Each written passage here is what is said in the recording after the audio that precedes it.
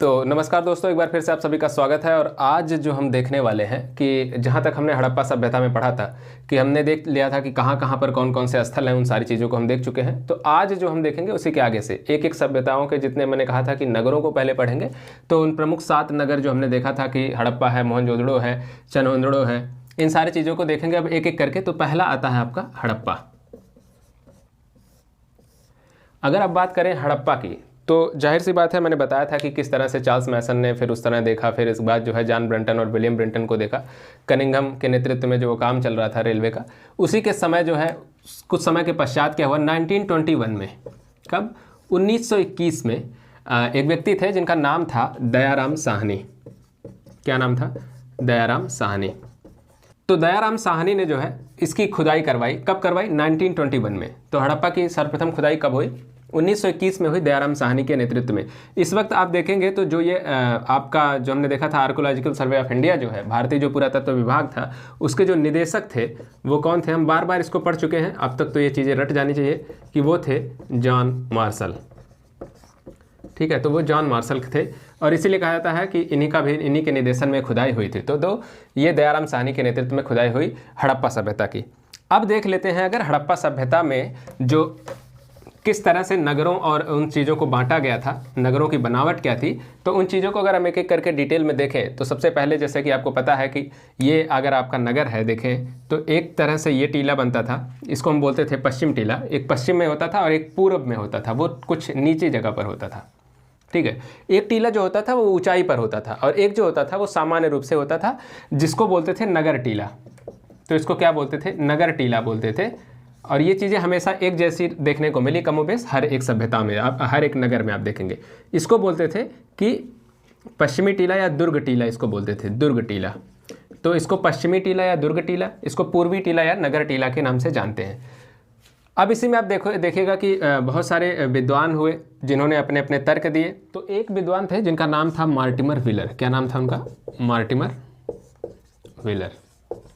अब जब खुदाई यहाँ पे शुरू हुई हड़प्पा की, तो यहाँ पे बहुत सारी चीज़ों के अवशेष और मिले और उसी क्रम में क्या हुआ कि यहाँ पर देखोगे ये जो दुर्ग टीला आपका था, इसी के साउथ में एक और टीला प्राप्त हुआ। ठीक है, और इसी के नॉर्थ में भी एक और टीला मिला और मार्टिमर व्हीलर ने जो है इसको जो है नाम दिया। तो मार्टिमर व्हीलर ने जो सबसे पहले ये जो तीनों को नाम दिया उन्होंने अपने हिसाब से। जैसे उन्होंने जो ये दुर्ग टीला था उसको उन्होंने कहा कि ये AB टीला है। कौन सा टीला है? ये AB टीला है। और जो इसको कहा इन्होंने, जो सबसे नॉर्थ में था, उसको इन्होंने F टीला कहा। ठीक है, और ये जो साउथ में था इसको उन्होंने R37 का नाम दिया था। क्या कहा? R37। अब एक एक करके देखिएगा कि जो ये R37 है, यहाँ वाला जो टीला है, ये इस टीले की खासियत ये थी कि यहाँ से आप देखिएगा तो बहुत सारी कब्र प्राप्त की गई। ठीक है, कब्र, यानी इससे देख करके ये साक्ष्य मिलता है कि जो ये दुर्ग टीला के साउथ में आपकी जो R37 जिसको नाम दिया मार्टिमर व्हीलर ने, ये जो है यहाँ, ये शायद इन लोगों का जो है कब्रिस्तान जैसा कुछ रहा होगा, जहाँ पर ये जब उनकी मृत्यु हो जाती थी तो उनका अंतिम संस्कार या उनको जो दफनाने वगैरह का काम यहाँ पे करते थे। अब इसमें खासियत है इन कब्रों की कि ये जितनी भी सारी कब्रें हैं वो लकड़ी की कब्र है। ठीक है, किसकी कब्र है? लकड़ी की बनी हुई कब्र है। तो यही बात आपको याद रखने की ज़रूरत है कि जो ये हड़प्पा में जो है, जो ये R37 टीला है, वो जो कब्रें उसमें से मिली हैं वो लकड़ी की कब्र हैं। अब देख लेते हैं F टीला को। जो ये F टीला मिला, यहाँ इसकी खासियत है कि यहाँ पर कुछ 18 जो है वृत्ताकार चबूतरे मिले। कितने हैं? 18 हैं। सॉरी, ये जो 18 वृत्ताकार चबूतरे हैं, इसमें आप देखिएगा कि इन पर जो है गेहूं और जौ के साक्ष्य मिले। गेहूं और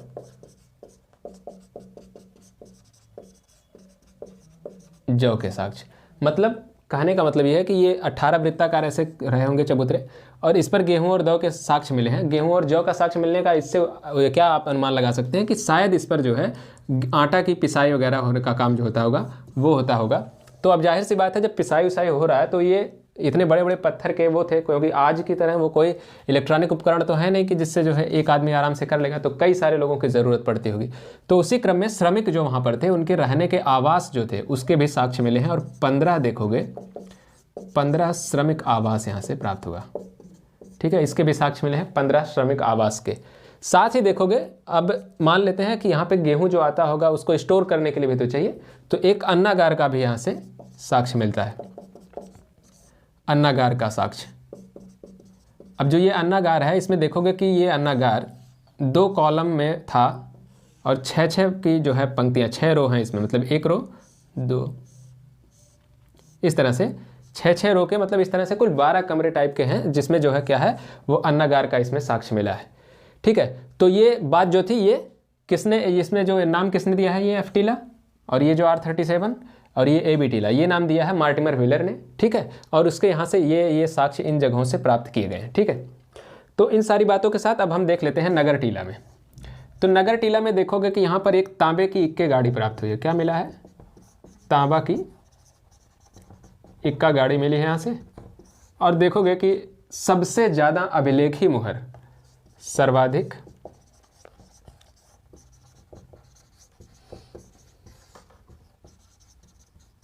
अभिलेखी मुहर यहाँ से प्राप्त हुई है। क्या हुआ है, सर्वाधिक अभिलेखी मुहर यहाँ से प्राप्त हुई है। ठीक है, अब ये अभिलेखी मुहर क्या होती है, सपोज करिए कि ये आपकी कोई एक मुहर होगी ये, ठीक है, और इस मुहर पे जब कुछ भी उकेरा जाता है, उकेरने का मतलब है जब उसको खुदाई, उस पर मतलब कि किसी चीज़ से उसको ठोक पीट करके उसमें कुछ निशान बनाए जाते हैं, कुछ अभिलिखित किया जाता है, लिखने की कोशिश की जाती है। और वो लिखने की कोशिश जो होती है ना, उसमें उसको कह दो कि खरोच कर, या फिर उसमें जो है जगह बना करके, या उसको किसी भी तरीके से मतलब उस पर निशान बनाए जाते हैं, तो उसको जो है कहते हैं अभिलेखी मुहर। ठीक है, तो इतनी खास बात थी आपकी हड़प्पा की सभ्यता में। अब हड़प्पा के बाद हम चलते हैं, कौन सा हमारा दूसरा है, दूसरा है जो पाकिस्तान का महत्वपूर्ण देखोगे उसमें है आपका मोहनजोदड़ो। तो देख लेते हैं मोहनजोदड़ो को भी।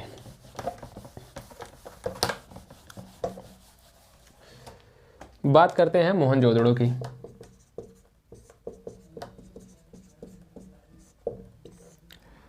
मोहनजोदड़ो की देखिएगा, सबसे पहले तो इसको जान लीजिए कि ये है कहाँ पर। तो मोहनजोदड़ो का आपको पता है कि ये कहाँ पर है, आपके सिंध प्रांत में पड़ता है। आपको मैंने बताया था कि मोहनजोदड़ो, चनहुंदड़ो, कोट दीजी, आमरी, अंजीरा, ये सारे के सारे जो हैं वो कहाँ पर हैं, सिंध प्रांत में पड़ते हैं। और ये सारे लगभग इनकी अवस्थिति कहाँ पर है, तो सिंध नदी के तट पर है, सिंधु नदी के तट पर है ये। ठीक है, और ख़ास तौर से ये देखोगे तो दाएं तट पर है सिंधु के, इसकी अवस्थिति जो मोहनजोदड़ो की है। ठीक है, अब मोहनजोदड़ो की खुदाई कब हुई थी, तो जाहिर सी बात है जब मोहनजोदड़ो की खुदाई हुई तो ये इसी के 1 साल बाद हुई। 1921 में हो गई थी किसकी, आपके हड़प्पा की खुदाई हुई थी, और 1922 में मोहनजोदड़ो की खुदाई हुई। कब हुई, 1922 में। किसने करवाई थी, R.D. बनर्जी ने। अब R.D. बनर्जी का जो पूरा नाम देखोगे तो राखलदास बनर्जी इनका नाम है। R.D. बनर्जी ने इसकी खुदाई करवाई थी। अब इसमें खासियत क्या है देख लेते हैं कि इसके बारे में कुछ बातें और इम्पॉर्टेंट हैं, उसको ध्यान से सुनिएगा। जैसे इसमें सबसे पहली बात ये है कि जहाँ पर मोहनजोदड़ो का टीला मिला, समझिए कि ये अगर धरती के नीचे कहीं टीला दबा हुआ है तो इसी के ऊपर क्या था, मौर्यकालीन एक स्तूप था। ठीक है, मौर्यकालीन एक स्तूप था, और जो है तो ये स्तूप के नीचे दबा हुआ टीला था। इसी कारण से इसको क्या कहते हैं, स्तूप टीला भी कहा जाता है। ठीक है, तो इसको स्तूप टीला भी कहते हैं। दूसरी जो इसकी खासियत है, जाहिर सी बात है मोहनजोदड़ो, जैसे हमने देखा कि हड़प्पा जो है वो सर्वाधिक क्या था, क्षेत्रफल की दृष्टि से सर्वाधिक जो है वहाँ पर हड़प्पा जो है, हड़प्पा में एक जगह थी हड़प्पा के पास, गनेरी वाला थी। तो यह आप याद रखिएगा कि गनेरी वाला, ये नोट करके आप लिख लीजिए कि गनेरी वाला की खासियत यह है कि ये पूरी सिंधु घाटी सभ्यता का सबसे बड़ा नगर है क्षेत्रफल की दृष्टि से। क्षेत्रफल की दृष्टि से क्या है, ये सबसे बड़ा नगर है। ठीक है, गनेरी वाला, कौन सा, गनेरी वाला जो है क्षेत्रफल की दृष्टि से सिंधु घाटी सभ्यता का सबसे बड़ा नगर है। अब देखते हैं कि दूसरा जो है, दूसरा सबसे बड़ा जो क्षेत्रफल की दृष्टि से नगर है वो आपका मोहनजोदड़ो है। ये दूसरा सबसे बड़ा नगर है क्षेत्रफल की दृष्टि से। लेकिन मोहनजोदड़ो जो है वो जनसंख्या की दृष्टि से आप अगर देखेंगे, जनसंख्या में देखोगे तो वो पहले स्थान पर आता है। किस स्थान पर है, पहले स्थान पर है। तो जाहिर सी बात है कि यहाँ का जो जनसंख्या घनत्व था काफ़ी अधिक था। ठीक है, काफ़ी ज़्यादा यहाँ पे लोग जो है रहते थे, और यहाँ की जो अधिकतर जो जनसंख्या है वो आप देखोगे तो मेडिटेरेनियन टाइप की है। कौन सी, भूमध्य सागरी प्रजाति है, जिसके साक्ष्य मिले हैं भूमध्य सागरी। जब हम पाषाण काल को पढ़ रहे थे प्रीवियस वीडियो में आपने देखा होगा कि तब हमने बात किया था कि जो वीएस गुहा थे, वीएस गुहा का हमने निर्जाति विभाजन देखा था, ठीक है। वो अगर आपने नहीं देखा है तो उसको आपको देखिएगा उसमें जा करके। तो उसमें हमने बताया था आपको कि किस तरह से 6 प्रकार से निर्जाति समूहों में वीएस गुहा ने विभाजित किया था, जिसमें निग्रोटो हैं, भूमध्य सागरी हैं, प्रोटो ऑस्ट्रेलॉइड हैं, पाश्चात्य लघुसिरस्क हैं आपके, ठीक है। ये सारी चीज़ें हम बात कर चुके हैं। तो उसी में से एक ये है आपकी कि ये किसके थे, ये भूमध्य सागरी प्रजाति के। यहाँ पे देखने का इसमें साक्ष्य ऐसा मिलता है कि यहाँ की जो अधिकतर जनसंख्या थी, आबादी थी, वो भूमध्य सागरी प्रजाति की थी। अब देखिए तो हुआ क्या कि जब इस सभ्यता का पतन हुआ तो क्या हुआ कि जाहिर सी बात है, बहुत सारे लोगों का अपना अपना मत है कि सभ्यता का जो पतन हुआ वो कुछ का कहना है कि मलेरिया के प्रकोप से हुआ। जैसे एक हैं KUR कैनेडी, ठीक है, KUR कैनेडी, ये कहते हैं कि मलेरिया के प्रकोप से जो है ये सभ्यता जो है ध्वस्त हो गई। दूसरे अगर देखोगे जो सबसे ज़्यादा मान्य है वो जॉन मार्शल का है। तो जॉन मार्शल को अगर देखोगे तो ये कहते हैं कि बाढ़ से इसका पतन हुआ। मार्शल का कहना है कि ये नगर जो है 7 बार क्रमिक रूप से डूबा, ठीक है, डूबा 7 बार, और हर एक के बाद जो है जब ये डूबता था फिर से उठ खड़ा हुआ। तो हर बार ये डूबा और हर बार उठ के खड़ा हुआ, और अंततोगत्वा क्या हुआ कि यही इसके पतन का कारण भी बना, बाढ़ है, ठीक है। तो हम इसी को सर्वाधिक रूप से मान्यता भी प्राप्त है कि ये बाढ़ से समाप्त हुआ, ठीक है। दूसरी बात आप देखोगे, जाहिर सी बात थी जनसंख्या घनत्व, तो जब हम बात कर रहे थे कि इसका जनसंख्या घनत्व तो बहुत ज़्यादा था, तो जब इसका पतन हुआ तो इसमें बहुत सारे लोगों की डेथ हुई, बहुत सारे लोग मारे भी गए, और इसी कारण से इसको क्या कहा जाता है, प्रेतों का टीला भी कहा जाता है, ठीक है। इसको कहा जाता है प्रेतों का टीला, या फिर कह लो कि मृतकों का टीला भी इसको कह दो, मृतकों या प्रेतों का टीला भी इसको कहा जाता है, ठीक है। दोनों में से आपको नाम मिले यही है, मृतकों का टीला या फिर प्रेतों का टीला। तो ये इसका एक देखो अब कितने नाम हो गए, एक तो आप मोहनजोदड़ो जान ही रहे हैं, दूसरा इसको स्तूप टीला भी कहते हैं, तीसरा इसको मृतकों या प्रेतों का टीला भी कहते हैं। अब एक चीज़ और यहाँ पे ध्यान देने की ज़रूरत है कि यहाँ पे जनसंख्या काफ़ी अधिक थी, और जाहिर सी बात है मोहनजोदड़ो जो है वो सर्वाधिक जो है ज़्यादा विकसित अवस्था में था अपने, ठीक है। व्यापार वाणिज्य वहाँ का काफ़ी विकसित था, लोग काफ़ी जो है मतलब कि सुखी जीवन, तो इसके साक्ष्य तो हम क्या बताएं, मतलब इसमें यही हम देख सकते हैं कि वहाँ के जो अवशेष मिले हैं, जब हम देखते हैं वहाँ के घरों को 3-4 कमरों के घर हैं और 2-3 मंजिलों के घर होने के अवशेष हैं, तो इतने मतलब हजारों साल पुरानी सभ्यता में ऐसा अवशेष देखकर हम यही कह सकते हैं कि शायद लोग काफ़ी जो है संपन्न लोग थे, खुशहाल ज़िंदगी रही होगी उनकी शायद। तो इसीलिए इसको इतनी जनसंख्या और इतना जो है व्यापार वाणिज्य में जो है चकाचौंध कर देने वाला व्यापार इसका, और इसी कारण से ये क्या कहलाता था, सिंधु का बाग भी इसको कहा जाता था, सिंधु का बाग भी इसको कहते थे। तो ये इतने सारे नाम हैं इसके, ठीक है। मोहनजोदड़ो, सिंधु का बाग भी इसी को कहते हैं मोहनजोदड़ो को, स्तूप टीला भी इसी को कहा जाता है। तो ये ऐसे डायरेक्ट क्वेश्चन आ जाता है कि सिंधु का बाग किसे कहा गया है, तो मोहनजोदड़ो। स्तूप टीला भी इसी को कहा जाता है, प्रेतों या मृतकों का टीला भी इसी को कहा जाता है। अब आइए इसके नगरों की बात करते हैं, इसमें क्या थी बनावट। देखोगे हड़प्पा में हमने देखा था कि जो आपका दुर्ग टीला था वो क्या था, दुर्ग टीला ऐसे था आपका, ये क्या था, दुर्ग टीला जो आपका था वो दुर्गीकृत था, मतलब कि परकोटे से घिरा हुआ था। यहाँ पर भी दुर्ग टीला परकोटे से घिरा हुआ है। जो आपका नगर टीला होगा वो बिना परकोटे वाला यहाँ पर भी है, सेम जैसे हड़प्पा में था नगर की बनावट वैसे यहाँ पर भी है, ठीक है। तो ये आपका वही है, दुर्ग टीला है, ये आपका वही है नगर टीला। मैंने कहा था ये हमेशा के लिए हर सभ्यता में लगभग ये चीज़ें समान रूप से देखी गई। अब यहाँ पे देखिएगा कि क्या क्या यहाँ की खासियत रही दुर्ग टीले की। तो सबसे पहली अगर बात करेंगे तो यहाँ पर दुर्ग टीले में एक विशाल सभा भवन यहाँ से मिला है, सभा भवन। अब सभा भवन का काम क्या होता है, जाहिर सी बात है कि यहाँ पे इतना बड़ा विशाल सभा भवन का मतलब है बहुत सारे लोग इकट्ठा हो सकते हैं। तो शायद ऐसा अनुमान लगाया जाता है कि जब भी कोई महत्वपूर्ण निर्णय लेना होगा तो शायद यहाँ पर लोग इकट्ठा होकर के निर्णय लेते रहे होंगे, ठीक है। तो एक विशाल सभा भवन है।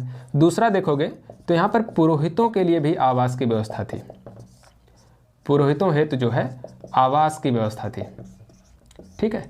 पुरोहितों के लिए आवास बनाए गए थे। तीसरा इसमें सबसे इंपॉर्टेंट जो चीज़ है, यहाँ पर देखोगे तो स्कूल होने का साक्ष्य मिलता है, स्कूल का साक्ष्य मिलता है।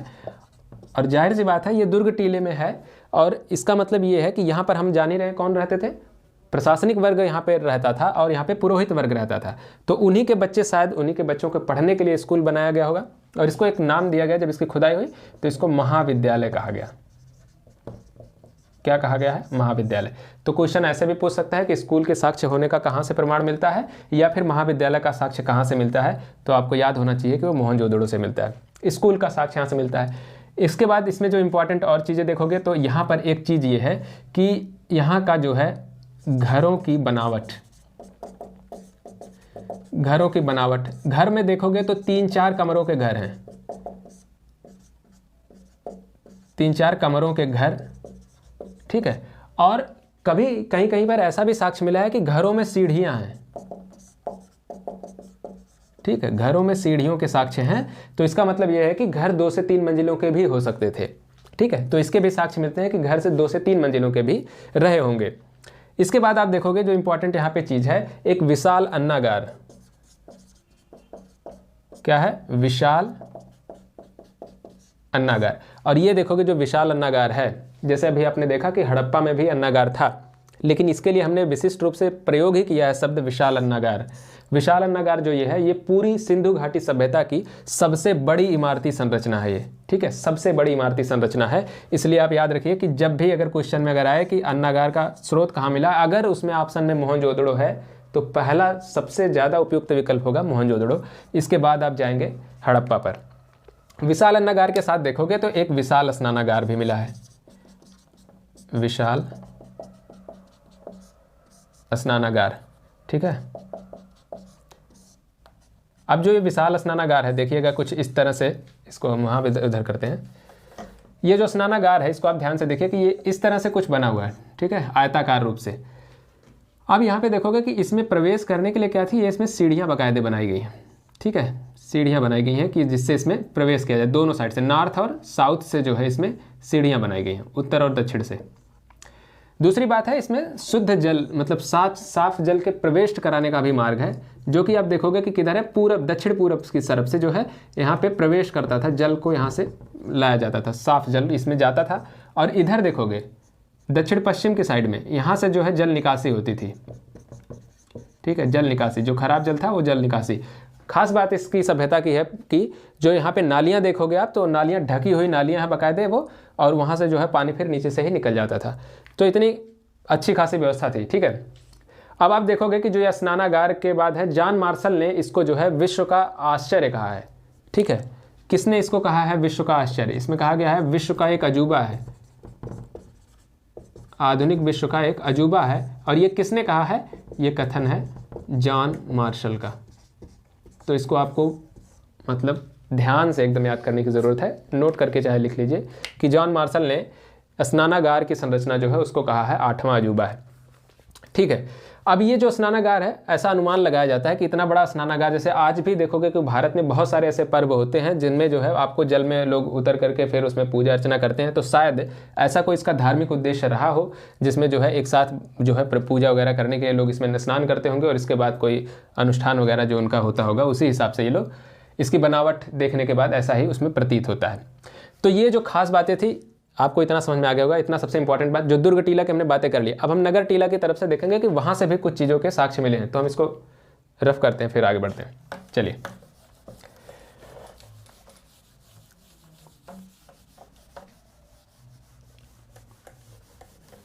अब नगर टीला में आप देखिएगा तो क्या क्या मिला है नगर टीला से। सबसे खास बात है नगर टीले की कि वहाँ पे जो आपको सबसे ज़्यादा याद रखने की ज़रूरत है, एक कांसे की मूर्ति मिली है, कांसे की, वो भी कह लो नर्तकी की मूर्ति है, ठीक है, नर्तकी की मूर्ति है। अब इसकी जो लंबाई चौड़ाई है, मतलब लंबाई है कह लो कि इसकी जो है 10 इंच की ये है, कांसे की मूर्ति है नर्तकी की। और ये जो नर्तकी है उसकी भी अगर देखोगे, जैसे हर एक चीज़ की बनावट के बाद जैसे किसी मूर्ति को बनाया था, तो ये उसको देख करके अनुमान लगाया जाता है कि वो किस प्रजाति समूह का रहा होगा, जो हमने वही निर्जाति विभाजन पढ़ा उसमें। तो इसका जो देखने के पश्चात लगता है वो प्रोटो ऑस्ट्रेलाइट टाइप की लगती है। कैसी लगती है वो देखने के बाद? प्रोटो ऑस्ट्रेलाइट प्रजाति की है वो मूर्ति, ऐसा उसमें देखने के बाद प्रतीत होता है। दूसरी खास बात इसमें देखोगे कि यहाँ से सर्वाधिक मुहरें प्राप्त हुई हैं, साधारण मोहरें हैं ये, सर्वाधिक मोहरें जो सेल खड़ी की बनी होती थी। किसकी बनी होती थी? ये सेल खड़ी की बनी होती थी, ठीक है, सेल खड़ी की बनी होती थी।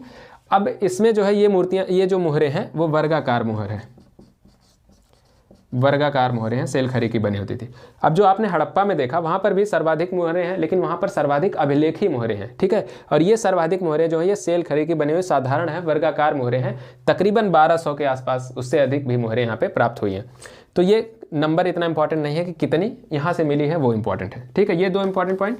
इसके बाद आप देखोगे मोहनजोदड़ो में जो है यहाँ का सबसे जो महत्वपूर्ण चीज़ है, जैसे हमने इमारती संरचना देखा नगर साइड में, वो दुर्ग टीले में, यहाँ पर जो है एक राजपथ मिला है, मतलब उसको कहा गया है राजपथ, एक सड़क मिली है जिसको हमने नाम दिया, राजपथ नाम दिया। कारण उसका क्या है, सड़क मार्ग, मतलब एक सड़क का साक्ष्य मिलता है, और वो भी साफ साफ लिखो तो पक्की सड़क का साक्ष्य है, ठीक है। ये पक्की सड़क का साक्ष्य है, और एकमात्र ये पक्की सड़क है जो इतनी चौड़ी और इतनी विस्तृत सड़क है। आप देखोगे कि ये सड़क जो है इसकी जो चौड़ाई है वो 10 मीटर है, ठीक है, 10 मीटर चौड़ी ये सड़क है, और ये इसको नाम क्या दिया गया है, इसको राजपथ कहा गया, ठीक है। और दूसरी खास बात, ये जो सड़क है, अब देखोगे जो यहाँ पर इस पूरी सभ्यता की एक बात यहीं पर जान लेते हैं कि जो पूरी ये सभ्यता है इसमें जो सड़कें हैं वो सामान्य रूप से क्या होती थी, एक दूसरे को समकोण पर काटती थी, ठीक है। यहाँ पे देखो 90 डिग्री का एंगल बना रही है। अब यहाँ पे देखोगे नगर जो है ना, नगर जो है वो नगर जो है ग्रिड प्रणाली में बसाया गया है, ग्रिड में बसाया गया है, ग्रिड प्रणाली लिख लो, ग्रिड प्रणाली में बसाया गया है नगर।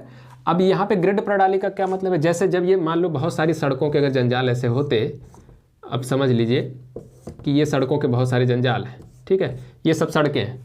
अब क्या है कि जो ये बीच बीच में जो जगह बच रही है ना, ये जो बीच बीच में जगह बच रही है, तो आज के तौर पर देखोगे तो इनको हम नाम दे सकते हैं, बहुत सारे बोल देंगे लोग कि ये ब्लॉक ये है, ब्लॉक बी है, ऐसे करके बोल सकते हैं। तो उसी आधार पर ये बसाई गई संरचना है, बिल्कुल एकदम से। ये देखो जो खाली जगह उसमें नगर बसा दिया गया, बाकी उधर से चारों तरफ से सड़कें जा रही है। तो काफ़ी मतलब एडवांस टेक्नोलॉजी है, इसे ही बोलते हैं ग्रिड टेक्नोलॉजी। जो खाली जगह उसमें, जब रोडों के बाद जो खाली जगह बच रही है उसमें हमने नगर बसाया, बाकी जो है यूज में ले लिया ज़मीन को। तो इस तरह से कुछ नगर बसाया गया, बिल्कुल व्यवस्थित शहर बसाया गया, तो नगर ग्रिड में बसाया गया। यहाँ से एक चीज़ और जो इम्पॉर्टेंट मिली है वो याद रखने की, जो मतलब हर हाल में आपको ज़रूरत है, बहुत इंपॉर्टेंट है, वो कपास का साक्ष्य मिलता है। कपास के साक्ष्य, कपास के साक्ष्य देखोगे तो किस तरह से, मतलब एक यहाँ पे चाकू मिला है, इसे लिखो कि सूती वस्त्र लिपटा हुआ, सूती वस्त्र में लिपटा चाकू, या सूती कपड़े में लिपटा हुआ एक चाकू मिला है। तो यहाँ से इस बात से ये अनुमान है कि यहाँ पर अगर सूती वस्त्र मिला तो यहाँ से इसका मतलब ये लोग कपास को भी जानते होंगे, और जाहिर सी बात है कपास को जानते ही होंगे, क्योंकि हमने देखा था कि जब नवपाषाण काल को हम पढ़ रहे थे तभी से ही लोगों को जो है कपड़ों का ज्ञान हो गया था, कपास का साक्ष्य वहीं पर मिलते हैं। तो इसका मतलब यह है कि यहाँ पर जो कपड़े का व्यापक रूप से प्रयोग हो रहा है, क्योंकि अभी हम आगे जब लोथल पढ़ेंगे तो वहाँ पर देखिएगा आप कि वहाँ पर जो होगा रंगाई वगैरह भी उसकी शुरू हो जाती है कपड़ों की वहाँ से, क्योंकि रंगाई कुंड के साक्ष्य भी मिलेंगे। तो चलिए आगे बढ़ते हैं इसी क्रम में। जितनी लगभग इंपॉर्टेंट बातें हैं उसको हमने कर लिया। अब अगर हम मोहनजोदड़ो के बाद आप देखें तो हम बात कर लेते हैं अब किसकी, चनहोंदड़ो की बात कर लेते हैं। किसकी बात करते हैं, चनहोंदड़ो की।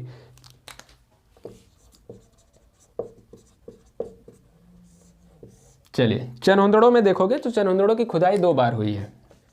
ये पाकिस्तान का तीसरा महत्वपूर्ण नगर है, 2 बार इसकी खुदाई की गई। एक बार खुदाई जो है उन्होंने कराई, एनजी मजूमदार ने कराई, मतलब पहली बार जो खुदाई हुई वो एनजी मजूमदार ने कराई। कब कराई थी, 1931 में, 1931 में उन्होंने खुदाई करवाई थी, ठीक है।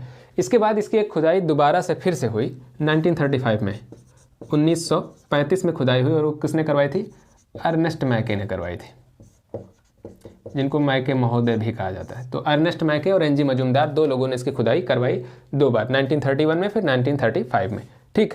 अब इसकी जो है स्थिति आप देखोगे तो स्थिति ये कहाँ पर है, ये भी आपका वहीं पर है, सिंध प्रांत में है, सिंधु नदी के तट पर अवस्थित है।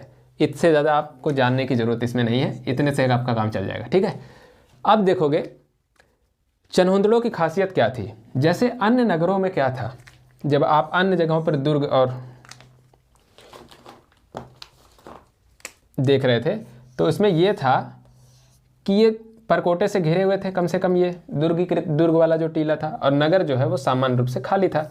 यहाँ पर क्या था, यहाँ पर ये भी और ये भी, दोनों में से कोई भी जो है दुर्गीकृत नहीं है, दोनों सामान्य रूप से ऐसे बना दिए गए हैं, उसमें कोई दुर्गीकरण नहीं किया गया है। मतलब बिल्कुल ये मस्त मौला लोग हैं, इनको कोई डर नहीं है ऐसी तरह से कि कोई बाहर से आक्रमण कर देगा। मतलब यहाँ का प्रशासन शायद अच्छा था, जिनकी जो है बनती रही होगी नगर वालों से। तो इसमें हम नगर वगैरह को बांट के नहीं पढ़ते, क्योंकि कोई इसमें अंतर नहीं है, सब सामान्य रूप से इसमें देखने को मिलता है।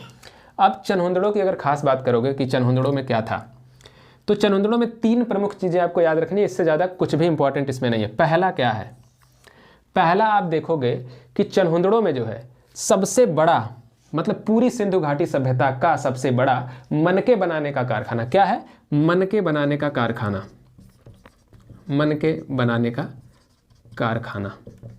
अभी जब आप आगे बढ़ोगे, जब लोथल पढ़ोगे, तो वहाँ पर भी मनके बनाने का कारखाना मिला है। लेकिन ये जो है, ये चनहुंदड़ों का जो मनके बनाने का कारखाना है, वो पूरी सभ्यता का सबसे बड़ा कारखाना था, इतना बड़ा कोई और नहीं था। दूसरा जो सबसे इंपॉर्टेंट बात यहाँ थी, सौंदर्य प्रसाधन के चीज़ हैं। सौंदर्य प्रसाधन में जैसे देखोगे कि तेल हो गया, है ना, इत्र हो गया, कंघा हो गया, शीशे का भी साक्ष्य मिलता है, सिंदूर का साक्ष्य भी मिलता है, और साथ ही देखोगे कि वो जो चेहरे पे लगाने वाला होता है मेकअप के दौरान, क्या होता है, रुजाब वगैरह, इन सब के भी साक्ष्य यहाँ से मिलते हैं। बहुत सी, जहाँ भी अगर कहीं भी लिख दे सौंदर्य वाला कोई चीज़, तो यहीं से सबसे ज़्यादा मिला। मतलब यहाँ की स्त्रियाँ काफ़ी, मतलब वो सजने संवरने में यकीन रखती होंगी। तीसरी जो सबसे इम्पॉर्टेंट बात थी, तीसरा जो देखोगे वो क्या है, एक तो यहाँ पर जो सारी सभ्यताओं को और अगर देखोगे, जैसे हड़प्पा, मोहनजोदड़ो और भी जितनी सभ्यताओं को देखोगे, उन सबकी एक खासियत है कि जो ईंटें वहाँ प्रयुक्त की गई ना, वो वर्गाकार, आयताकार ईंटों का प्रयोग किया गया। ठीक है, एक निश्चित अनुपात की आयताकार ईंटों का प्रयोग किया गया। लेकिन यहाँ पर देखोगे तो साक्ष्य मिलता है वक्राकार ईंटों का, वक्राकार ईंट। तो ये इसकी खासियत है, वक्राकार। अब वक्राकार ईंट मतलब कुछ ऐसे रही होगी, है ना, इस तरह वाली ईंट अभी भी कहीं कहीं देखने को मिलती है। पुराने वाले जो आप कुएं वगैरह देखोगे, तो ये बहुत हाल फिलहाल तक ऐसी ईंटों का प्रयोग आधुनिक विश्व में भी होता रहा। तो ये उनका भी था, यहाँ पर वक्राकार ईंटों का प्रयोग देखने को मिलता है। ठीक है, तो चनहुंदड़ों में इससे ज़्यादा के लिए कुछ हमको नहीं लगता है कि कुछ इंपॉर्टेंट है। आगे देख लेते हैं। अब चनहुंदड़ों के बाद अगर हम बढ़ें तो हमारा सबसे महत्वपूर्ण वाला आता है भारत में। अब हम पहुँच रहे हैं भारत में। हमने देखा था कि भारत के 4 स्थल हमको पढ़ने हैं। लोथल पढ़ना है, धौलावीरा पढ़ना है, कालीबंगा पढ़ना है, और कौन सा एक पढ़ना है, रोपण। चलिए, बनावली पढ़ना, रोपण नहीं बनावली पढ़ना। तो हम देखते हैं 4 स्थलों में से कौन कौन से हैं। पहला हम पढ़ते हैं लोथल की। लोथल कहाँ पर है? लोथल है गुजरात में। कहाँ पर है? ये है गुजरात में। और गुजरात में भी कहाँ पर है देखोगे तो खंभात की जो खाड़ी है,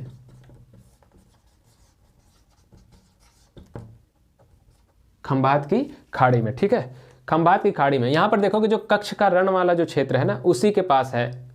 और अहमदाबाद जिला में ये पड़ता है। तो ये लिखना चाहो तो लिख लो, याद कर लो, अहमदाबाद जिला है। और सबसे इंपॉर्टेंट जो आपको याद रखने की है कि लोथल किस नदी के तट पर अवस्थित है। तो इसकी अवस्थिति जो है वो भोगवा नदी वहाँ पर है, और इसी भोगवा नदी के तट पर लोथल अवस्थित है। चलिए, इतना तो ये इसकी हो गई अवस्थिति। अब इसकी खुदाई देखोगे कि कब हुई और किसने करवाई थी। तो इसकी खुदाई हुई 1954 में, यानी कि स्वतंत्रता के पश्चात का स्थल है ये। ठीक है, 1954 में। 1954 में इसकी खुदाई हुई। किसने करवाई थी? नाम था उनका SR राव। ठीक है, SR राव ने इसकी खुदाई कराई 1954 में। अब देखोगे कि जो ये लोथल है, इसको 1-2 नाम और से जाना जाता है। जैसे इसको कहा जाता है लघु मोहनजोदड़ो के नाम से भी कहा जाता है, या फिर लघु हड़प्पा भी कहा जाता है। क्या कहा जाता है इसको? लघु मोहनजोदड़ो, लघु मोहनजोदड़ो या फिर लघु हड़प्पा। ठीक है, इन दोनों नामों से भी इसको जाना जाता है। एक और नाम है इसको, देखोगे कि यहाँ पर भी जो है लोथल की बात अगर करें तो बाद में इसको बताया गया कि जो ये था, यहाँ पर देखोगे कि बहुत सारी समाधियों के साक्ष्य मिलेंगे, अभी हम आगे देखेंगे। तो उसके कारण इसको एक नाम दिया। चलिए, हम उसको वहीं पर पढ़ेंगे कि उसको एक और नाम दिया गया, क्या दिया गया। चलिए अब आगे देखते हैं कि इसको क्या लघु हड़प्पा या मोहनजोदड़ो को, लघु मोहनजोदड़ो भी इसको कहते हैं। अब देख लेते हैं इसके नगरों के लिए। तो देखिए, इसमें भी ये है, ये नगर टीला आपका था, मैं दुर्ग टीला था ये आपका। ठीक है, पश्चिमी टीला या दुर्ग टीला, और ये आपका है नगर टीला। अब इसकी खासियत ये है कि ये जो टीला है, जैसे हर जगह पर क्या था, दुर्ग टीला दुर्गीकृत है, लेकिन यहाँ पर दोनों को एक साथ दुर्गीकृत किया गया। ठीक है, दोनों को एक ही चहारदीवारी के अंदर रखा गया। नगर टीला भी और दुर्ग टीला भी दोनों एक ही चहारदीवारी के अधीन है। ठीक है, इसमें अलग अलग से परकोटा नहीं बनाया गया है। ठीक, अब यहाँ पर देखोगे जो लोथल है, लोथल में एक खासियत और है कि यहाँ पर एक ही रक्षा प्राचीर, सबसे पहली बात जो आपको याद रखना है वो है। दूसरी देखोगे तो इसी तरह की जो है ना एक रक्षा प्राचीर जो बनाई गई है, इसी तरह से एक कक्ष की खाड़ी में आपको एक स्थल मिलेगा, जो अभी हम देखेंगे वहाँ पे वो मिलेगा, सुरकोतड़ा है, सुरकोतड़ा। सेम इसी तरह की नगरीय संरचना, मतलब वहाँ पर भी एक ही रक्षा प्राचीर से उसको घेरा गया है, उसमें भी अलग अलग रक्षा प्राचीरों का प्रयोग नहीं किया गया, वो सुरकोतड़ा में भी। अब सुरकोतड़ा में से देखोगे, आगे पढ़ोगे तो उसमें घोड़े का अस्थिपंजर जो है वो यहीं से मिलेगा, तो ये आपको याद रखने की ज़रूरत होगी। अब देखिए यहाँ से एक साक्ष्य क्या मिले हैं, सबसे इंपॉर्टेंट, यहाँ से देखोगे तो एक रंगाई कुंड मिला है, सबसे इंपॉर्टेंट है रंगाई कुंड। रंगाई कुंड मतलब कुछ ऐसा रहा होगा जिसमें रंग रखा, या फिर जिसमें वस्त्रों को भिगोते होंगे और फिर जो है रंगीन करके उसको निकालते होंगे, तो रंगाई कुंड मिला। ठीक है, जहाँ पर वस्त्रों को रंगा जाता था। दूसरा देखोगे आटा पीसने की चक्की के साक्ष्य हैं, आटा चक्की। अब ये वाली मत समझिएगा कि लाइट तो नहीं थी, वो पत्थर वाली आटा चक्की। और दूसरा देखोगे वृत्ताकार और वर्गाकार, वृत्ताकार और वर्गाकार, ऐसे ये वर्ग का मैंने बना दिया है चिन्ह, वर्गाकार अग्निकुंड का साक्ष्य मिला है।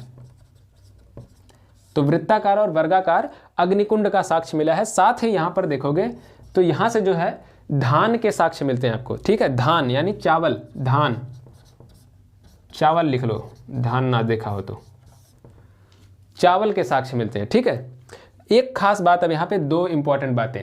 एक तो यहाँ पर देखोगे जो ये नगर टीला है, यहाँ पर कई सारी जो है ना समाधियाँ प्राप्त हुई हैं, करीबन 20 समाधियाँ मिली हैं। ठीक है, इन 20 समाधियों में देखोगे तो ये लिख लो पहले कि 20 समाधियों के साक्ष्य मिलते हैं यहाँ से, तो 20 समाधि है।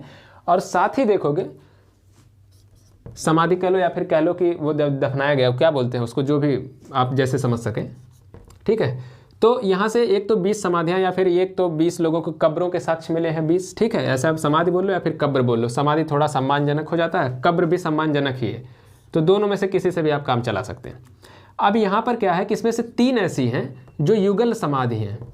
युगल, युगल का मतलब है जिसमें स्त्री पुरुष दोनों को एक साथ दफनाया गया। जाहिर सी बात है मे भी कि वो पति पत्नी रहे हों, है ना, उनको साथ दफनाया गया है। अब जब ये चीज़ें देखने को मिली विद्वानों को, तो यहाँ से एक अनुमान निकल कर आता है कि कहीं ऐसा तो नहीं था कि यहाँ पर क्या है, सती प्रथा का साक्ष्य। ठीक है, तो अनुमान लगाया जाता है कि यहाँ पर शायद सती प्रथा भी रही हो, क्योंकि 3, 1 2 होता तो नहीं चलता, लेकिन 3 समाधियाँ ऐसी मिली हैं, तो ऐसे अनुमान लगता है कि यहाँ पे सती प्रथा का भी साक्ष्य है। ये क्वेश्चन कई बार पूछा गया है कि सती प्रथा के साक्ष्य होने का अनुमान कहाँ से मिलता है, कहाँ से देखने पर मिलता है, तो वो देखोगे लोथल से मिलता है, जिसमें से 3 युग्मित समाधियों के साक्ष्य यहाँ से मिले हैं। इतना मैं मिटा के 2 और प्रमुख बातें यहाँ पर ध्यान रखने की बात है इन चीज़ों के साथ। जैसे क्या हुआ कि एक जो है यहाँ पर मम्मी का मॉडल मिला है। ठीक है, मम्मी का मतलब ये जो मिस्र वाले थे, जब उनके वहाँ के लोग मरते थे ना, तो उनकी एक विशिष्ट प्रक्रिया के जरिए वो एक विशेष प्रकार का जो होता था रसायन लगा करके शरीर पर और फिर कपड़ों से लपेट करके उसको जो है रखा जाता था बाकायदे लंबे समय तक के लिए, शवों को सुरक्षित रखा जाता था। तो उसी तरह से उसे मम्मी बोलते हैं। तो मम्मी, आपने मूवी वगैरह देखी होगी, मम्मी उसमें दिखती है, तो मम्मी का मॉडल मिला। ठीक है, मम्मी का मॉडल, तो मम्मी जब मिला तो इससे अनुमान क्या लगता है कि ये मम्मी कहाँ की विशेषता है, मिस्र की। मिस्र कहाँ की चीज़ है, जो आपने देखा था नील घाटी सभ्यता, जो है नील नदी घाटी की सभ्यता अफ्रीका में, आपने वहाँ से मतलब हमारा जो है व्यापारिक संबंध। ठीक है, तो हमारा जो है व्यापारिक संबंध वहाँ से देखने को मिलता है कि मिस्र के साथ हमारा व्यापारिक संबंध था। दूसरा देखोगे कुछ ऐसे सिक्के मिले हैं, सिक्के या मुहरे कह लो, सिक्के का चलन नहीं था उस टाइम, मुहरों के साक्ष्य ऐसे हैं जिस पर देखोगे 2 मुख वाला राक्षस बना है। क्या है, 2 मुख वाला राक्षस है। अब ये जो 2 मुख वाला राक्षस है ना, ये देखोगे जो विशेषता है कहाँ की, फारस की विशेषता है। ठीक है, फारस की विशेषता है। फारस की मुद्राओं पर ये हाल फिलहाल तक, बाद तक की इसकी जो पौराणिक कथाओं में पुरानी है, इसमें 2 मुख वाले राक्षस, और उसके हाल फिलहाल के जो है साक्ष्यों में वहाँ के सिक्कों में भी प्राप्त होता है। तो ये अनुमान लगाया जाता है, वहीं से जोड़ करके इसको देखा जाता है कि हमारे जो व्यापारिक संबंध थे वो फारस से व्यापारिक संबंध थे। ठीक है, फारस से व्यापारिक संबंध थे हमारे, तो इसके साक्ष्य मिलते हैं। तो ये भी 2 बहुत ही इंपॉर्टेंट है और ये कई बार क्वेश्चन पूछा हुआ है। ठीक है। तो ये इतना लोथल का जो है सबसे ज़्यादा इंपॉर्टेंट बात है। बाकी और चीज़ें भी हैं जैसे बेलनाकार छोटी मोहरें वगैरह हैं, वो इतना पूछता नहीं है। तो सबसे ज़्यादा आपको ये जो चीज़ें हैं वो इतना याद रखने की ज़रूरत है। एक इम्पॉर्टेंट बात जो शायद रह गई है, यहाँ एक पैमाने का साक्ष्य मिला है, और वो पैमाना जैसे छोटे माप तौल के पैमानों के साक्ष्य, ये पैमाने जो है ना यहाँ से मिले हैं, और वो बनाए गए किससे हैं? हाथी दांत के। तो ये बहुत इंपॉर्टेंट चीज़ है अपने आप में कि हाथी दांत का पैमाने का भी ये लोग प्रयोग करते थे, मापन के लिए जो है उसका प्रयोग करते थे। तो हाथी दांत के बाट कह लो, पैमाना कह लो, कुछ भी कह लो, तो उसका भी यहाँ पे साक्ष्य मिला है। इससे ज़्यादा जो है इसमें इंपॉर्टेंट कुछ नहीं है। अब चलिए, लोथल हो गया हमारा, अब बचा क्या हमारे पास? बनावली बचा है, धौलावीरा बचा है, ठीक है, कालीबंगा बचा है। तो अब हम कालीबंगा की अगर बात करें तो कालीबंगा में सबसे खास बात यह है,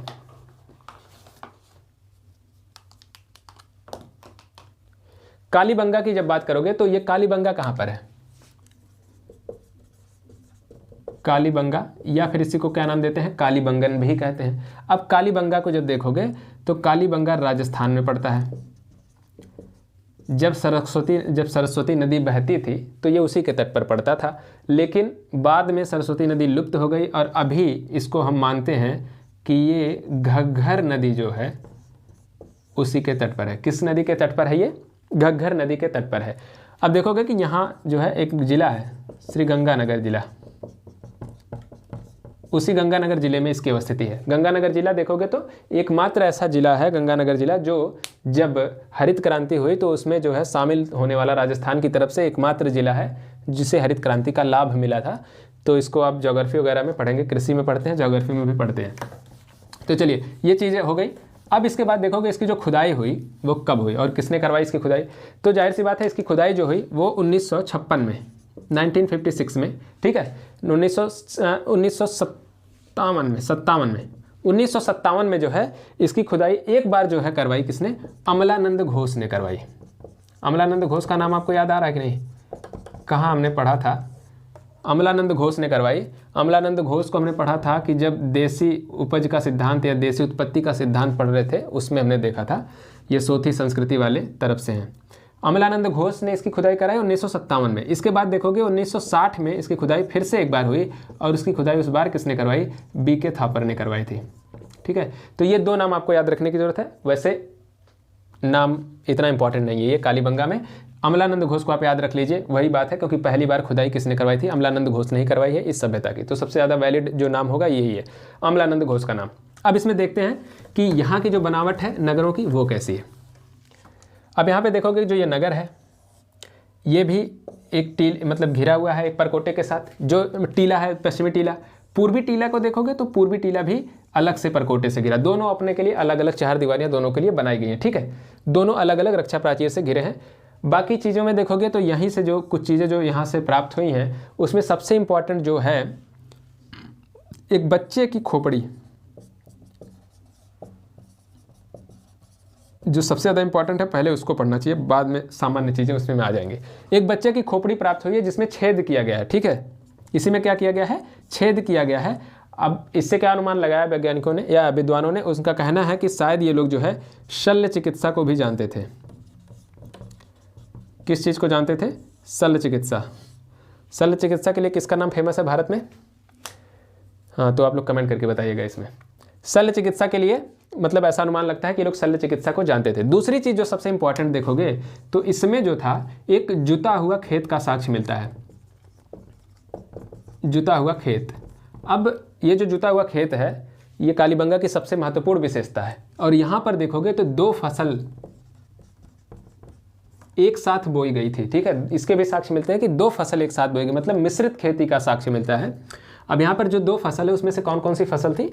एक फसल आपकी है चना और दूसरी कौन सी है? सरसों की फसल, ठीक है। तो चना और सरसों की फसल को एक साथ उगाया गया है। तीसरी बात देखोगे कि अन्य जो जगह थी, जितने अन्य नगर हैं वहाँ पर ज़्यादातर पक्की ईंटों का प्रयोग किया गया, लेकिन यहाँ पर ज़्यादातर तो कच्ची ईंटों का प्रयोग किया गया है। लेकिन जो ईंटें हैं, ईंटें क्या हैं? अलंकृत ईंटें हैं, मतलब उस पर विशेष तरह की ज्यामिति या फूल पत्ती जैसी कुछ संरचनाएं बनाई गई हैं, ठीक है। जानवरों के भी चिन्ह हैं कुछ, तो उस पर बहुत सारे चिन्हों से वो अलंकृत है। तो अलंकृत ईंटों का प्रयोग किया गया है। अधिकतर देखो यहाँ पर इसको लिख लो, इस यहाँ पर अधिकतर जो है कौन सी ईंटों का प्रयोग है, कच्ची ईंटों का प्रयोग है।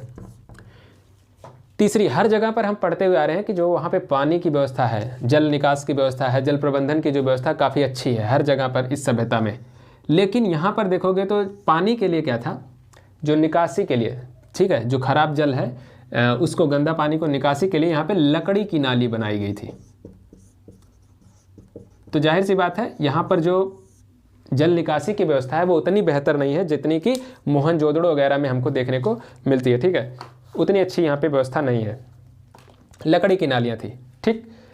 इसके बाद देखोगे कि ये सारी चीज़ें यहाँ पे सबसे ज़्यादा इंपॉर्टेंट है, ठीक है। अब यहाँ पर देखोगे कि जुता हुआ खेत हमने देख लिया, जल निकासी का स्रोत देखोगे लिए लकड़ी की नाली है, ठीक है, चना और सरसों एक साथ बोए गए, अलंकृत ईंटों का प्रयोग किया गया, ठीक है, और देखोगे कि शल्य चिकित्सा का साक्ष्य यहाँ से मिल जाता है। तो ये इतनी चीज़ जो है सबसे ज़्यादा इंपॉर्टेंट है। बाकी के लिए जो आम अन्य चीज़ों में आपको याद रखना है तो आप देख सकते हो, तो ऊँट के साक्ष्य यहाँ से मिलते हैं, और ऊँट के साक्ष्य के लिए क्या हम कहते हैं कि यहाँ से जो मिला है वो ऊँट की हड्डी मिलनी है, और इससे हम अनुमान लगाते हैं कि ये ऊँट का, अब ऊँट मतलब रेगिस्तान की बात कर रहे हैं यार हम, कालीबंगा यानी राजस्थान और रेगिस्तान की बात करें, ऊँट वहाँ नहीं होगा तो कहाँ होगा, ठीक है। तो रेगिस्तान में वहाँ पर ऊँट होने का साक्ष्य मिला है।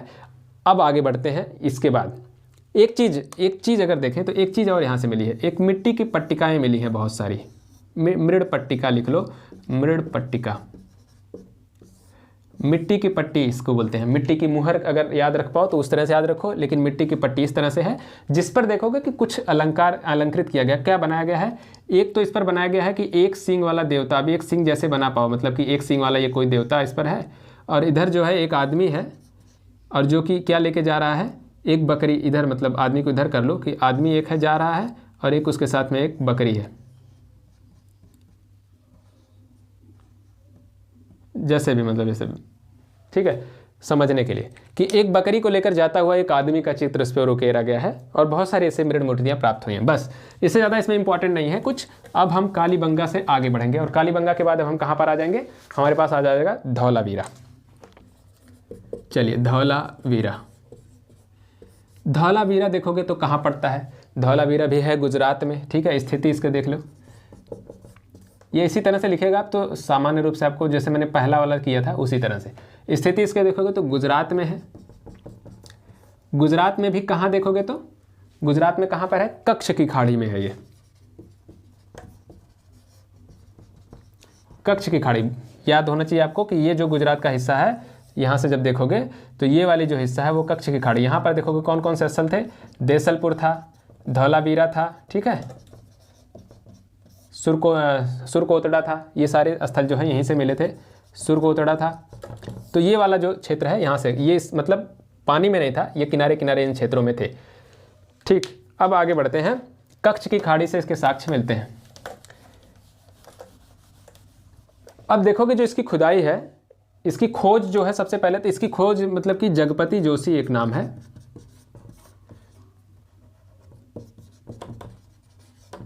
अच्छा, ये कच्छ की खाड़ी में, वहीं पर एक चीज़ और याद रख लो, ज्योग्राफी में आपके काम आएगा, हो सकता है कभी, कि एक द्वीप है, कभी कभी पूछता है द्वीप, तो यहाँ पर एक द्वीप है खादिर द्वीप, ठीक है। खादिर द्वीप उसी कच्छ की खाड़ी में पड़ता है, और उसी खादिर द्वीप के देखोगे तो उत्तरी क्षेत्र में ये अवस्थित है। खादिर द्वीप के उत्तरी क्षेत्र में ये जो आपकी धौलावीरा है वो अवस्थित है। चलिए, इससे ज़्यादा इसके अंदर जाने की ज़रूरत नहीं है कि अब जगपति जोशी ने इसकी खुदाई करवाई। मतलब सबसे पहले जगपति जोशी ने इसे खोजा। कब खोजा था, खोज तो इन्होंने लिया 1967-68 में ही खोज लिया था, लेकिन जब इसकी खुदाई का कार्यक्रम हुआ वो काफ़ी लेट से शुरू हुआ। वो कब शुरू हुआ, 1990 में इसकी खुदाई की गई, ठीक है। पहली बार इसकी खुदाई हुई 1990 में, खोजा गया था ये 1967-68 में। तो इसमें दो क्वेश्चन बनने के चांस हो सकते हैं, एक तो इसकी खोज कब की गई थी और इसकी खुदाई, क्योंकि दोनों का समय अलग अलग है। बाकी हर जगहों पर देखोगे तो जैसे हड़प्पा 1921 में भी खोजी गई और उसी में जो है उन्होंने खुदाई करवा ली थी। हालांकि हड़प्पा जान तो नहीं रहे थे, मतलब देखा तो बहुत बार गया था। तो चलिए, ये अब यहाँ पे देखते हैं कि इसकी स्थिति, नगरी की स्थिति कैसी थी। ये देखिए आप, ये नगर है, ठीक है, ये दुर्ग टीला आपका है, ये आपका है नगर टीला। अब इसमें क्या था, इसमें एक बीच में भी है, और इसका नाम क्या रखा गया, जैसे ये नगर टीला है, ये कौन सा है, दुर्ग टीला आपका है, इसको मध्यमा कहा गया। क्या कहा गया, मध्यमा कहा गया। अब यहाँ पे सबसे खासियत क्या है, ये आपको याद रखने की बात है कि जो ये दुर्ग टीला है और जो ये मध्यमा है, इसी के बीच में एक संरचना और मिली है, ठीक है, और वो क्या है, स्टेडियम है। ये बहुत बार पूछा गया क्वेश्चन है कि स्टेडियम का साक्ष्य कहाँ से मिलता है, तो स्टेडियम का साक्ष्य मिलता है धौलावीरा से। अब कभी कभी जो विकल्प वाले ऑप्शन होते हैं ना, जिसमें होता है कि एक या दो इनमें से, मतलब कि कथन वाले जो ऑप्शन क्वेश्चन होते हैं उसमें दे सकता है कि जो स्टेडियम था वो मध्यमा और दुर्ग टीला के बीच अवस्थित था। अब ये देता है तो सही, अगर लिख दिया कि वो मध्यमा और नगर टीला के बीच में अवस्थित था तो ये क्वेश्चन, तो ये कथन गलत हो जाएगा। तो ये याद रखने की बात है कि मध्यमा जो स्टेडियम का साक्ष्य है वो मध्यमा और जो दुर्ग टीला है उसके बीच की स्थिति है। पश्चिमी टीला जो इसको कहते हैं, इसको उसी के बीच में ये अवस्थित था। अब देखोगे कि यहाँ की जो खास बात क्या थी। सबसे पहले तो खास बात यह है कि यहाँ की जल प्रबंधन की व्यवस्था सबसे उच्च कोटि की है। जल प्रबंधन, इसी के लिए धौलावीरा जाना जाता है, जल प्रबंधन के लिए, ठीक है। तो यहाँ लिख लो उच्च जल प्रबंधन के लिए, ठीक है। उच्च जल प्रबंधन यहाँ का सबसे फेमस है। क्यों? क्योंकि यहाँ के जितना भी क्षेत्रफल में ये थी आपकी धौलावीरा, उसके 30% भूभाग पर देखोगे तो 16 तालाब हैं। 16 बड़े तालाब कह लो, 16 बड़े तालाब और 2 नहरें थी यहाँ पर, ठीक है। और इनमें भी देखोगे तो एक ऐसे तालाब का भी साक्ष्य मिला है, जैसे अगर ये तालाब है तो इसके चारों तरफ क्या किया गया है, इसके तालाब में पत्थरों को जड़ा गया है, ठीक है। अलंकृत में शैलकृत कह लो, शैलकृत तालाब का साक्ष्य यहाँ से मिलता है, जिससे क्या हो कि पानी जल्दी गंदा ना हो। तो इतने सारे तालाब हैं, इसका मतलब क्या है कि पानी की जो ये व्यवस्था कर रहे थे स्टोरेज की, वो इनकी काफ़ी अच्छी थी। तो इसीलिए कहा गया कि जल प्रबंधन के लिए ये सबसे ज़्यादा फेमस है, और ये इसीलिए सबसे ज़्यादा फेमस है, ठीक है। बाकी देखोगे कि यहाँ से एक चीज़ और मिली है, जो आपका ये नगर वाला टीला था, नगर टीला है, वहीं से आपको एक चीज़ मिली है। क्या मिला है? एक नेम प्लेट मिली है, मतलब एक पट्टी टाइप की संरचना मिली है जिस पर कुछ 10 अक्षर लगभग, वैज्ञानिकों के अनुसार जो 10 अक्षर, जिसको अभी तक हम समझ पाए हैं इतना ही केवल इन सभ्यताओं में, कि ये कोई ना कोई अक्षर है और वो मतलब कि कृति के रूप में, कला के रूप में, मतलब वो कुछ संरचना के रूप में बनाए गए हैं। तो वो 10 ऐसी संरचनाएं मिलती हैं, तो ऐसा अनुमान लगाता है कि 10 अक्षरों का कोई एक नेम प्लेट या कुछ ऐसा है संरचना है। तो नेम प्लेट संरचना से आप याद रखिए कि 10 अक्षर की नेम प्लेट यहाँ से एक मिली है। बस इससे ज़्यादा इसमें आपको कुछ याद रखने की ज़रूरत नहीं है फिलहाल के लिए। और अब अंतिम नगर की बात करते हैं। अंतिम नगर आपका कौन सा है, कौन सा बचा? हरियाणा में चलिए अब बनावली, या फिर इसका क्या नाम है, बनवाली भी इसको कहते हैं, या फिर बनावली भी कहते हैं। इसकी खोज कब हुई थी? ये खोजा गया आपको देखोगे तो 1900 एडी का मतलब होता है ईस्वी सन, इसी, और बीसी का मतलब होता है ईसा पूर्व होता है। तो 1900 ईस्वी में, ठीक है, 1973 ईस्वी में इसकी खोज हुई थी। और किसने करवाई थी इसकी खोज? तो नाम है उनका आर्यस विस्ट। क्या नाम है? आर्यस विस्ट नाम है। अब ये देखोगे तो हरियाणा में है। हरियाणा में एक जिला है, आपको पता है, ये हिसार जिला, और वहीं हिसार जिला में इसकी अवस्थिति है, ठीक है। हरियाणा के हिसार जिले में अवस्थित है। इससे ज़्यादा आपको अंदर जाने की जरूरत नहीं। इसमें आप देखोगे तो उच्च किस्म के जौ के साक्ष्य, ठीक है, जौ और गेहूं के तो उतने अच्छे साक्ष्य नहीं, लेकिन यहाँ पे सबसे जो है याद रखने की बात है, उच्च किस्म का जौ मिला है। उच्च किस्म का जौ, उसका साक्ष्य यहाँ से मिलता है। दूसरा, यहाँ की जो सबसे इंपॉर्टेंट बात आपको याद रखनी है कि मिट्टी का हल, ठीक है, मिट्टी के हल का साक्ष्य कहाँ से मिलता है? मिट्टी के हल का साक्ष्य मिलता है बनावली से। इसके बाद देखोगे जो यहाँ पर जल निकासी की प्रणाली है, सबसे खराब जो प्रणाली है वो कहाँ पर है? सबसे खराब, ये लिख लो कि सभी नगरों में सबसे खराब जल प्रबंधन कहाँ पर है? सबसे खराब जल प्रबंधन यहीं पर है। जल निकासी की व्यवस्था भी बहुत खराब थी, ठीक है, कच्ची नालियाँ तक यहाँ पर थी और कहीं कहीं वो भी नहीं थी। तो सबसे खराब जल प्रबंधन कहाँ का है? बनावली का है, और ये इसीलिए फेमस है, ठीक है। तो आज के लिए इतना ही। और अब जो है हम जो उनको हमारा बचा है कि कुछ महत्वपूर्ण अन्य स्थल जो इस सभ्यता के रह गए हैं, उसको हम लोग कब कर लेंगे? कल कर लेंगे, और उम्मीद है इसी के साथ सारे क्वेश्चंस वगैरह भी कर लेंगे। तो चलिए बने रहिए हमारे साथ और देखते रहिए। और